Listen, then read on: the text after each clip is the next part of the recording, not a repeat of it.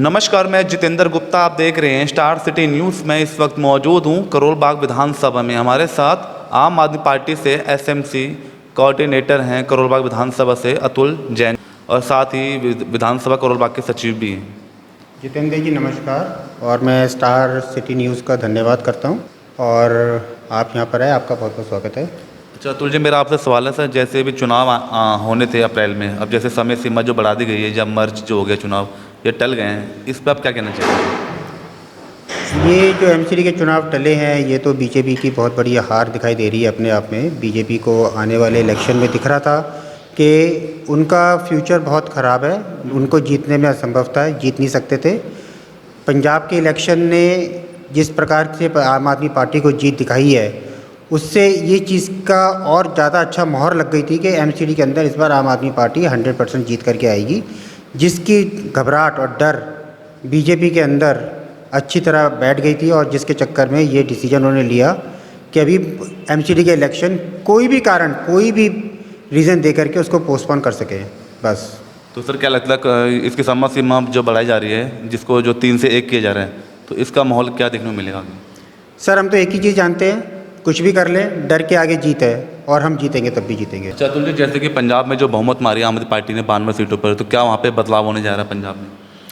देखिए सर, पंजाब के अंदर आया, पंजाब के अंदर आते ही आपने देखा है कि जो हमारे मुख्यमंत्री हैं भगवत सिंह मान जी, उन्होंने किस प्रकार से जो उन्होंने हम लोगों ने वादे करे थे उन वादों को पूरा करा है और शुरू कर दिया है काम। जैसे बेरोजगारी थी पहले, रोजगार 25,000 रोजगार उन्होंने निकाले सरकारी, और ऐसे बहुत सारे काम उन्होंने शुरू कर दिए हैं करने के लिए। तो पंजाब की ग्रोथ एक दिन जनता देखेगी, देश देखेगा और विदेश भी देखेगा। जिस प्रकार दिल्ली के अंदर आज तक अरविंद केजरीवाल जी ने जितने भी अपने इलेक्शन मैनिफेस्टो दिए हैं, ये एक ऐसी सरकार है, ये एक पहली सरकार है जिसने अपने सारे मैनिफेस्टो को पूरा किया है। कोई ऐसा मैनिफेस्टो नहीं है जिसको ना पूरा कराओ, और कोई पार्टी नहीं है कि इलेक्शन के टाइम पर आते हैं, झूठे वादे करते हैं और चले जाते हैं। और जहाँ तक अगर इतिहास गवाह है इस चीज़ का, तो अरविंद जी ने जो हमने मैनिफेस्टो आम आदमी पार्टी ने दिए हैं सारे पूरे करे हैं, और आगे भी ऐसे ही पूरे करते चले आएंगे, और इसी के बेस के ऊपर हम इलेक्शन जीतते रहेंगे और जीतते रहेंगे आगे भी। सर आपकी क्या एक्टिविटी चल रही है? आप एक एसएमसी की जिम्मेदारी संभाल रहे हैं। सर एसएमसी की जिम्मेदारी पिछले 7-8 साल से संभाल रहा हूँ मैं, और एजुकेशन के अंदर जो बदलाव आए हैं, किस प्रकार से, वो अपने आप में ही एक उदाहरण है, जो सिर्फ अपने दिल्ली क्षेत्र में, दिल्ली राजधानी में ही नहीं, देश में भी और विदेशों में भी इस चीज़ को माना गया है। और इस चीज़ के लिए काफ़ी अप्रिसिएशन अरविंद केजरीवाल और मनीष जी को मिला है। आज की तारीख में अगर हम देखें, एमसीडी एजुकेशन के नाम पर ज़ीरो है। आज किस प्रकार करोल बाग के अंदर ही अगर हम सिर्फ देखें, पूरी दिल्ली की बात ना करें, तो उन्होंने 3 एमसीडी के प्राइमरी स्कूलों को एक प्राइवेट बिल्डर के हाथ में बेच दिया है, और उसको वहाँ पर पार्किंग लॉबी बनाई जा रही है। एजुकेशन से ज़्यादा वो पार्किंग को अहमियत दे रहे हैं। तो क्या आप समझ सकते हैं कि इस तरह की सोच, इस प्रकार की प्लानिंग से क्या देश आगे बढ़ेगा? अगर शिक्षा ही नहीं होगी तो देश बढ़ेगा ही नहीं।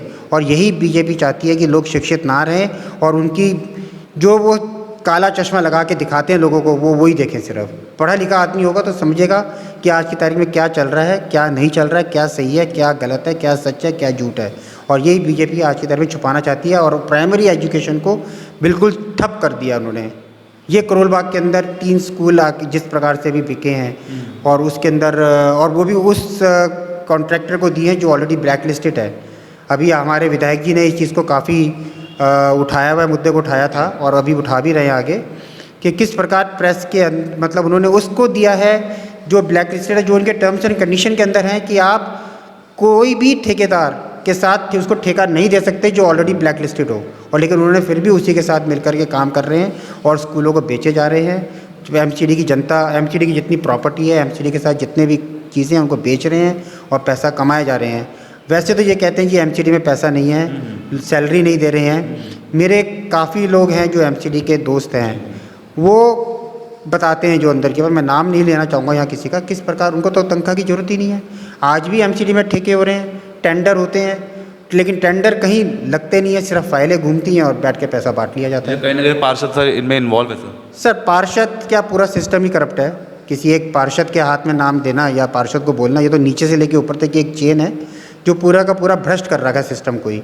और अरविंद जी ही वो शख्स हैं जो भ्रष्टाचार से लड़ रहे हैं अकेले, और भ्रष्टाचार मुक्त देश अगर बनाना है तो एक वही है अरविंद जी जो बना सकते हैं। कि एमसीडी का किस प्रकार मेनुअल है जो ओवरफ्लो हो रहा है और उसके लिए कोई सुनवाई नहीं हो रही है।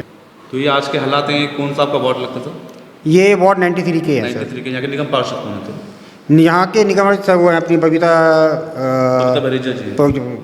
तो ये आज के हालात हैं। तो सर कल का आपने देखा कि कहीं ना कहीं भारतीय जनता पार्टी के आदेश गुप्ता जी ने भी कहीं ना कहीं विरोध किया है द फाइल्स से जो फिल्म आ रही है, कल इसका विरोध भी बहुत है। सर अरविंद केजरीवाल जी ने कोई अभद्र परिभाषा का इस्तेमाल नहीं किया उस पिक्चर के खिलाफ। उन्होंने यही कहा है पिक्चर या हिंदू या मुसलमान के खिलाफ उन्होंने कहीं कुछ नहीं बोला। उन्होंने बोला है कि जिस प्रकार बीजेपी एक पॉलिटिकल पार्टी है, एक रूलिंग पार्टी है, पॉलिटिकल पार्टी के साथ साथ रूलिंग पार्टी है, वो किसी एक पिक्चर का प्रमोशन कर रही है, मार्केटिंग, उस पिक्चर के वो मार्केटिंग एजेंट बने हुए हैं, वो एक चीज़ गलत है। एक अपने बेनिफिट उनको के लिए उन्होंने इस पिक्चर वाले को प्रमोट कर रहे हैं, उनकी मुफ्त या उससे पैसे लिए होंगे कि उसकी पब्लिसिटी कर रहे हैं कि सारे बीजेपी वाले आज उस पिक्चर के पोस्टर लगा रहे हैं। अरविंद जी ने यही कहा है। अरविंद जी ने किसी चीज़ के लिए ये नहीं कहा कि पिक्चर गलत है या हिंदू मुस्लिम गलत हैं या कुछ गलत है। तो इसलिए अरविंद जी ने का स्टेटमेंट गलत कहना ये अपने आप में ही बीजेपी भाजपा को एक डर है जो बता रहे हैं। सर जैसे बढ़ती महंगाई पे आप कुछ कहेंगे जिससे कहीं ना कहीं हमारी अर्थव्यवस्था भी कहीं ना कहीं डगमगा रही सर आज?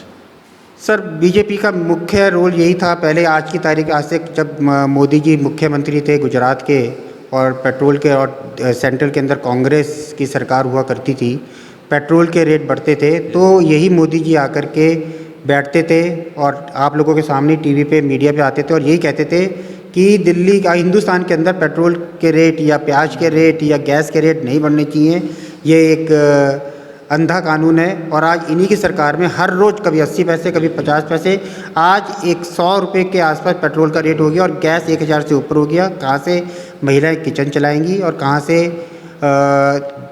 लोग अपना एक आदमी अपनी तनख्वाह से गुजारा करेगा? हर रोजगार भी नहीं सर आज के समय। रोजगार नहीं है। कोरोना के काल में किस प्रकार मार पड़ी है, लोगों के फाइनेंशियल स्टेटस हिल गए हैं और उस हालात में ऐसे महंगाई, जी ये तो सरकार की टोटल फेलियर ही है और कुछ नहीं कह सकते ज़्यादा जी इसके अंदर। सर और कुछ अपनी जनता को एक छोटा सा मैसेज आप देना चाहेंगे अतुल जी?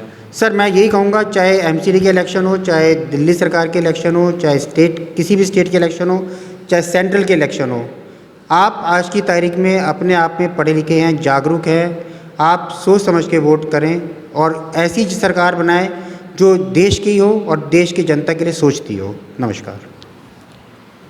तो यह हमारी सीधी बात अतुल जैन जिसे स्टार सिटी के साथ मैं जितेंद्र गुप्ता।